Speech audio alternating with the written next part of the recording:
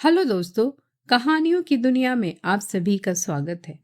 आज हम सुनेंगे मुंशी प्रेमचंद जी द्वारा लिखित कहानी खुचर। तो आइए सुनते इस कहानी को। बाबू कुंदन लाल कचहरी से लौटे तो देखा कि उनकी पत्नी जी एक कुंजरीन से साग भाजी ले रही है। कुंजरीन पालक टके सिर कहती है, वह 1.5 पैसे दे रही है। इस पर कई मिनट तक विवाद होता रहा। आखिर कुंजरीन 1.5 पैसे पर राजी हो गई। अब तराजू और बाट का प्रश्न छिड़ा। दोनों पल्ले बराबर न थे। एक में पसंगा था, बाट भी पूरे न उतरते थे। पड़ोसिन के घर से शेर आया। साग तुल जाने के बाद अब घाटे का प्रश्न उठा। पत्नी जी और मांगती थी, कुंजरीन कहती थी, अब क्या शेर 2 शेर घाटे में ही ले लोगी बहू जी। खैर, आधा घंटे में वह सौदा पूरा हुआ और कुंजरीन फिर कभी न आने की धमकी देकर विदा हुई। कुंदन लाल खड़े खड़े यह तमाशा देखते रहे। कुंजरीन के जाने के बाद पत्नी जी लोटे का पानी लाई तो आपने कहा, आज तो तुमने जरा सा साग लेने में पूरे आधा घंटा लगा दिए। इतनी देर में तो 1005 का सौदा हो जाता। जरा जरा से साग के लिए इतनी ठाए ठाए करने से तुम्हारा सिर भी नहीं दुखता। रामेश्वरी ने कुछ लज्जित होकर कहा, पैसे मुफ्त में तो नहीं आते। यह ठीक है, लेकिन समय का भी कुछ मूल्य है। इतनी देर में तुमने बड़ी मुश्किल से एक धेले की बचत की। कुंजरीन ने भी दिल में कहा होगा, कहाँ की गवारीन है, अब शायद भूल कर भी इधर ना आए। तो फिर मुझसे तो यह नहीं हो सकता कि पैसे की जगह धेले का सौदा लेकर बैठ जाऊं। इतनी देर में तो तुमने कम से कम 10 पन्ने पढ़े होते। कल महरी से घंटों सिर मारा, परसों दूध वाले के साथ घंटों शास्त्रार्थ किया। जिंदगी क्या इन्हीं बातों में खर्च करने को दी गई है। कुंदन लाल प्राय नीति पत्नी को सदुपयोग देते रहते थे। यह उनका दूसरा विवाह था। रामेश्वरी को आए अभी 2 ही 3 महीने हुए थे। अब तक तो बड़ी ननद जी ऊपर के काम क्या करती थी। रामेश्वरी की उनसे न पटी। उसको मालूम होता था यह मेरा सर्वस्व लुटाए देती है। आखिर वह चली गई। तब से रामेश्वरी ही घर की स्वामिनी है। वह बहुत चाहती है कि पति को प्रसन्न रखे। उनके इशारों पर चलती है। एक बार जो बात सुन लेती है, गांठ बांध लेती है। पर रोज ही तो कोई न कोई नई बात हो जाती है और कुंदन लाल को उसे उपदेश देने का अवसर मिल जाता है। एक दिन बिल्ली दूध पी गई। रामेश्वरी दूध गर्म करके लाई और स्वामी के सिराने रखकर पान बना रही थी कि बिल्ली ने दूध पर अपना ईश्वर प्रदत्त अधिकार सिद्ध कर दिया। रामेश्वरी यह अपहरण स्वीकार न कर सकी। रूल लेकर बिल्ली को इतने जोर से मारा कि वह 2-3 लुढ़कियां खा गई। कुंदन लाल लेटे लेटे अखबार पढ़ रहे थे। बोले, और जो मर जाती? रामेश्वरी ने ढिठाई के साथ कहा, तो मेरा दूध क्यों पी गई? उसे मारने से दूध मिल तो नहीं गया। जब कोई नुकसान कर देता है तो उस पर क्रोध आता ही है। ना आना चाहिए। पशु के साथ आदमी भी क्यों पशु हो जाए? आदमी और पशु में इसके सिवा और क्या अंतर है? कुंदन लाल कई मिनट तक दया, विवेक और शांति की शिक्षा देते रहे। यहाँ तक कि बेचारी रामेश्वरी मारे ग्लानि के रो पड़ी। इसी भांति एक दिन रामेश्वरी ने एक भिक्षु को दुत्कार दिया तो बाबू साहब ने फिर उपदेश देना शुरू किया। बोले, तुमसे न उठा जाता हो तो लाओ मैं दे आऊं। गरीब को यूं ना दुत्कारना चाहिए। रामेश्वरी ने त्योरिया चढ़ाते हुए कहा, दिन भर तो तांता लगा रहता है, कोई कहाँ तक दौड़े। सारा देश भिखमंगों ही से तो भर गया है।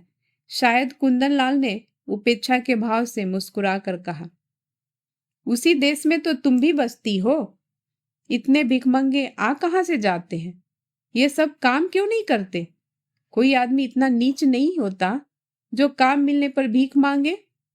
हाँ, अपंग हो तो दूसरी बात है। अपंगों का भीख के सिवा और क्या सहारा हो सकता है? सरकार इनके लिए अनाथालय क्यों नहीं खुलवाती? जब स्वराज हो जाएगा तब शायद खुल जाए। अभी तो कोई आशा नहीं है, मगर स्वराज भी धर्म ही से आएगा। लाखों साधु सन्यासी पंडे पुजारी मुफ्त का माल उड़ाते हैं। क्या इतना धर्म काफी नहीं है? अगर इस धर्म से स्वराज मिलता तो कब का मिल चुका होता। इसी धर्म का प्रसाद है कि हिंदू जाति अभी तक जीवित है, नहीं कब की रसातल पहुंच चुकी होती। रोम, यूनान, ईरान, सीरिया किसी का अब निशान भी नहीं है। यह हिंदू जाति है जो अभी तक समय के क्रूर आघातों का सामना करती चली जाती है। आप समझते होंगे हिंदू जाति जीवित है, मैं तो उसे उसी दिन से मरा समझती हूँ जिस दिन से वह अधीन हो गई। जीवन स्वाधीनता का नाम है, गुलामी तो मौत है। कुंदन लाल ने युवती को चकित नेत्रों से देखा। ऐसे विद्रोही विचार उसमें कहाँ से आ गए? देखने में तो बिल्कुल भोली थी, समझे कहीं सुन सुना लिया होगा। कठोर होकर बोले, क्या व्यर्थ का विवाद करती हो? लजाती तो नहीं, ऊपर से और बकबक करती हो। रामेश्वरी यह फटकार पाकर चुप हो गई। एक क्षण वहां खड़ी रही, फिर धीरे धीरे कमरे से चली गई। एक दिन कुंदन लाल ने कई मित्रों की दावत की। रामेश्वरी सवेरे से रसोई में घुसी तो शाम तक सिर न उठा सकी। उसे यह बेकार बुरी मालूम हो रही थी। अगर दोस्तों की दावत करनी थी तो खाना बनवाने का कोई प्रबंध क्यों नहीं किया? सारा बोझ उसी के सिर क्यों डाल दिया? उससे एक बार पूछा भी नहीं कि दावत करूं या न करूं? होता तब भी यही जो अब हो रहा है। वह दावत के प्रस्ताव का बड़ी खुशी से अनुमोदन करती। तब वह समझती दावत मैं कर रही हूं। अब वह समझ रही थी मुझसे बेगार ली जा रही है। खैर, भोजन तैयार हुआ, लोगों ने भोजन किया और चले गए, मगर मुंशी जी मुंह फुलाए बैठे हुए थे। रामेश्वरी ने कहा, तुम क्यों नहीं खा लेते? क्या अभी सवेरा है? बाबू साहब ने आंखें फाड़कर कहा, क्या खा लूं? यह खाना है या बैलों की सानी? रामेश्वरी के सिर से पांव तक आग लग गई। सारा दिन चूल्हे के सामने जली उसका यह पुरस्कार। बोली, मुझसे जैसा हो सका बनाया। जो बात अपने बस की नहीं है उसके लिए क्या करती? पुरिया सब सेवर है, होगी। कचौरी में इतना नमक था किसी ने छुआ तक नहीं, होगी। हलवा अच्छी तरह भुना नहीं, कचाई आ रही थी, आती होगी। शोरबा इतना पतला था जैसे चाय, होगा। स्त्री का पहला धर्म यह है कि वह रसोई के काम में चतुर हो। फिर उपदेशों का तार बंधा, यहाँ तक कि रामेश्वरी ऊब कर चली गई। 5-6 महीने गुजर गए। एक दिन कुंदन लाल के एक दूर के संबंधी उनसे मिलने आए। रामेश्वरी को ज्यों ही उनकी खबर मिली, जलपान के लिए मिठाई भेजी और मेहरी से कहला भेजा, आज यहीं भोजन कीजिएगा। वह महाशय फूले न समाये, बोरिया बंदना लेकर पहुंच गए और डेरा डाल दिया। 1 हफ्ता गुजर गया, आप टलने का नाम भी नहीं लेते। आओ भगत में कोई कमी होती तो शायद उन्हें कुछ चिंता होती, पर रामेश्वरी उनके सेवा सत्कार में जी जान से लगी हुई थी। फिर वह भला क्यों हटने लगे? एक दिन कुंदन लाल ने कहा, तुमने यह बुरा रोग पाला। रामेश्वरी ने चौंक कर पूछा, कैसा रोग? इन्हें टहला क्यों नहीं देती? मेरा क्या बिगाड़ रहे हैं? कम से कम 10 की रोज चपत दे रहे हैं, और अगर यही खातिरदारी रही तो शायद जीते जी टलेंगे भी नहीं। मुझसे तो यह नहीं हो सकता कि कोई 2-4 दिन के लिए आ जाए तो उसके सिर हो जाऊं। जब तक उनकी इच्छा हो रहे ऐसे मुफ्त खोरों का सत्कार करना पाप है। अगर तुमने इतना सिर न चढ़ाया होता तो अब तक लंबा हुआ होता। जब दिन में 3 बार भोजन और 50 बार पान मिलता है तो उसे कुत्ते ने काटा है जो अपना घर जाए। रोटी का चोर बनना तो अच्छा नहीं। कुपात्र और सुपात्र का विचार तो कर लेना चाहिए। ऐसे आलसियों को खिलाना पिलाना वास्तव में उन्हें जहर देना है। जहर से तो केवल प्राण निकल जाते हैं, यह खातिरदारी तो आत्मा का सर्वनाश कर देती है। अगर यह हजरत महीने भर भी यहाँ रह गए तो फिर जिंदगी भर के लिए बेकार हो जाएंगे। फिर इनसे कुछ न होगा और इसका सारा दोष तुम्हारे सिर होगा। तर्क का तांता बंध गया, प्रमाणों की झड़ी लग गई। रामेश्वरी खिसिया कर चली गई। कुंदन लाल उनसे कभी संतुष्ट भी हो सकते हैं, उनके उपदेशों की वर्षा कभी बंद भी हो सकती है। यह प्रश्न उसके मन में बार बार उठने लगा। एक दिन देहात से भैंस का ताजा घी आया। इधर महीनों से बाजार का घी खाते खाते नाक में दम हो रहा था। रामेश्वरी ने उसे खौलाया, उसमें लौंग डाली और कराह से निकाल कर एक मटकी में रख दिया। उसकी सौंधी सौंधी सुगंध से सारा घर महक रहा था। मेहरी चौका बर्तन करने आई तो उसने चाहा कि मटकी चौके से उतार कर छीके आले पर रख दूं, पर संयोग की बात उसने मटकी उठाई तो वह उसके हाथ से छूटकर गिर पड़ी। सारा घी बह गया। धमाका सुनकर रामेश्वरी दौड़ी तो मेहरी खरी रो रही थी और मटकी चूर चूर हो गई थी। तड़प कर बोली, मटकी कैसे टूट गई? मैं तेरी तलब से काट लूंगी। राम राम, सारा घी मिट्टी में मिला दिया। तेरी आंखें फूट गई थी क्या, या हाथों में दम नहीं था? इतनी दूर से मंगाया, इतनी मेहनत से गर्म किया, मगर वो एक बूंद भी गले के नीचे न गया। अब खड़ी बिसुर क्या रही है? जा अपना काम कर। मैरी ने आंसू पोंछकर कहा, बहू जी अब तो चूक हो गई। चाहे तलब से काटो चाहे जान मारो, मैंने तो सोचा उठाकर आले पर रख दूं तो चौका लगाऊं। क्या जानती थी कि भाग में यह लिखा है। न जाने किसका मुंह देखकर उठी थी। रामेश्वरी, मैं कुछ नहीं जानती। सब रुपए तेरी तलब से वसूल करूंगी। 1 रुपया जुर्माना न किया तो कहना। मैरी, मर जाऊंगी सरकार, कहीं 1 पैसे का ठिकाना नहीं है। रामेश्वरी, मर जा या जी जा, मैं कुछ नहीं जानती। मैरी ने 1 मिनट तक कुछ सोचा और बोली, अच्छा काट लीजिएगा सरकार, आपसे सब्र नहीं होता, मैं सब्र कर लूंगी। यही ना होगा भूखों मर जाऊंगी। जी करी कौन सा सुख भोग रही हूं कि मरने को डरूं। समझ लूंगी 1 महीने कोई काम नहीं किया, आदमी से बड़ा बड़ा नुकसान हो जाता है। यह तो घी ही था। रामेश्वरी को एक ही क्षण में मैरी पर दया आ गई। बोली, तू भूखों मर जाएगी तो मेरा काम कौन करेगा? मैरी, काम कराना होगा खिलाइएगा, न काम कराना होगा भूखों मारिएगा। आज से आकर आप ही के द्वार पर सोया करूंगी। रामेश्वरी, सच कहती हूँ, आज तूने बड़ा नुकसान कर डाला। मैरी, मैं तो आप ही पछता रही हूँ सरकार। रामेश्वरी, जा गोबर से चौका लिप दे, मटकी के टुकड़े दूर फेंक दे और बाजार से घी लेती आ। मैरी ने खुश होकर चौका गोबर से लिपा और मटकी के टुकड़े बटोर रखी थी कि कुंदनलाल आ गए और हांडी टूटी देखकर बोले, यह हांडी कैसे टूट गई? रामेश्वरी ने कहा, मैरी उठाकर ऊपर रख रही थी, उसके हाथ से छूट पड़ी। कुंदनलाल ने चिल्लाकर कहा, तो सब घी बह गया? और क्या कुछ बचा भी? तुमने मैरी से कुछ कहा नहीं? क्या कहती? उसने जानबूझकर तो गिरा नहीं दिया। यह नुकसान कौन उठाएगा? हम उठाएंगे। और कौन उठाएगा? अगर मेरे ही हाथ से छूट पड़ती तो क्या हाथ काट लेती? कुंदनलाल ने ओठ चबाकर कहा, तुम्हारी कोई बात मेरी समझ में नहीं आती। जिसने नुकसान किया है उससे वसूल होना चाहिए, यही ईश्वरीय नियम है। आंख की जगह आंख, प्राण के बदले प्राण, यह ईसा मसीह जैसे दयालु पुरुष का कथन है।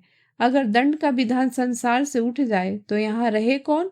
सारी पृथ्वी रक्त से लाल हो जाए, हत्यारे दिन दहाड़े लोगों का गला काटने लगे, दंडी से समाज की मर्यादा कायम है। जिस दिन दंड न रहेगा संसार न रहेगा। मनु आदि स्मृतिकार बेवकूफ नहीं थे कि दंड न्याय को इतना महत्व दे गए, और किसी विचार से नहीं तो मर्यादा की रक्षा के लिए दंड अवश्य देना चाहिए। ये रुपए मेहरी को देने पड़ेंगे, उसकी मजदूरी काटनी पड़ेगी, नहीं तो आज इतने घी का घड़ा लुढ़का दिया है, कल कोई और नुकसान कर देगी। रामेश्वरी ने डरते डरते कहा, मैंने तो उसे क्षमा कर दिया है।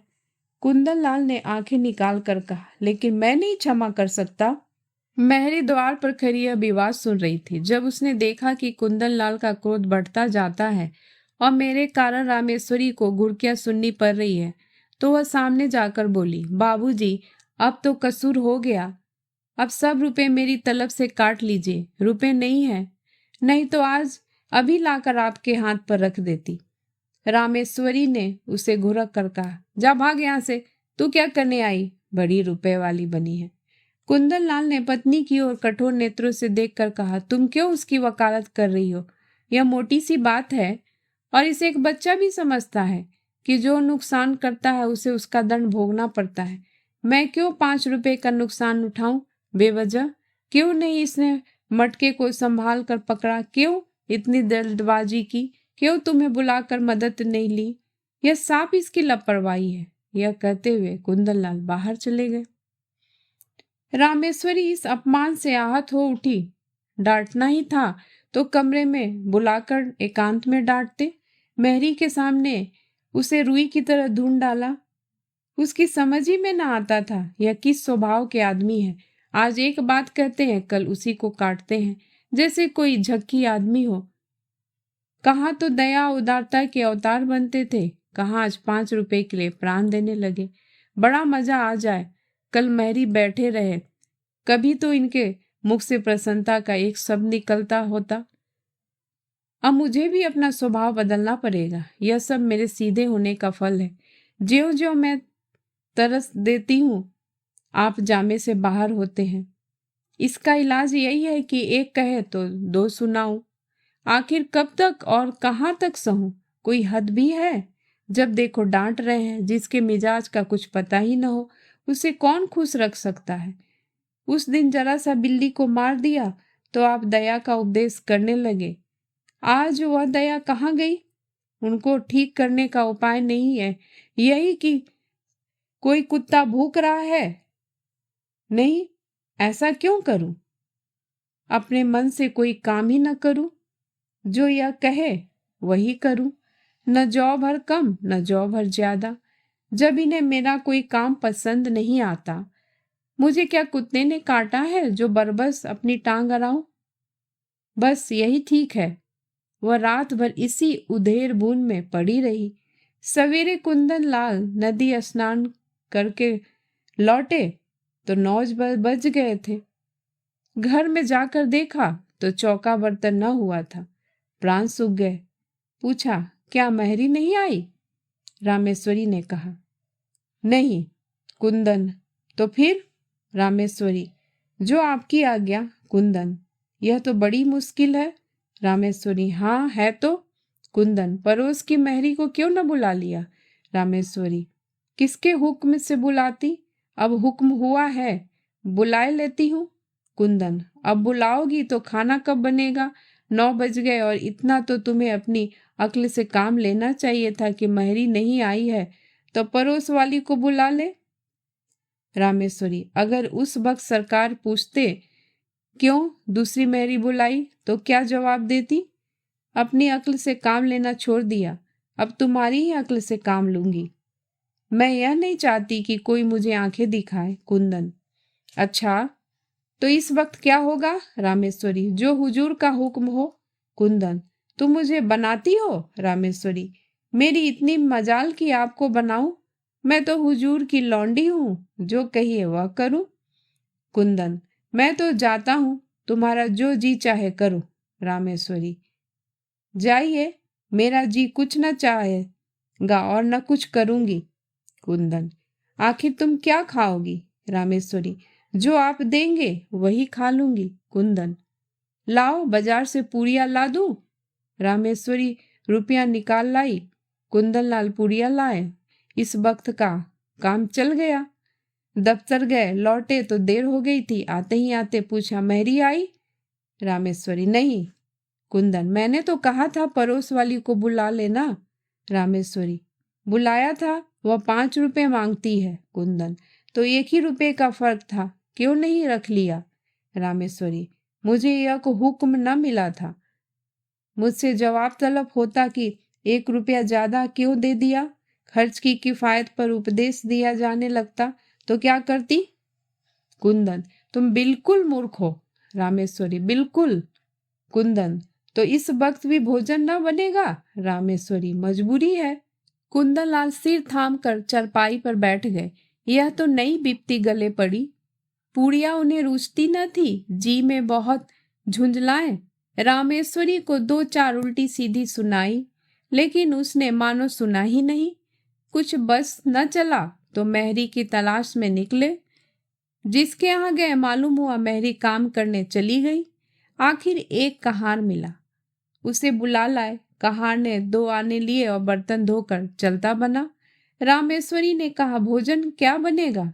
कुंदन, रोटी तरकारी बना लो, या इसमें कुछ आपत्ति है? रामेश्वरी, तरकारी घर में नहीं है।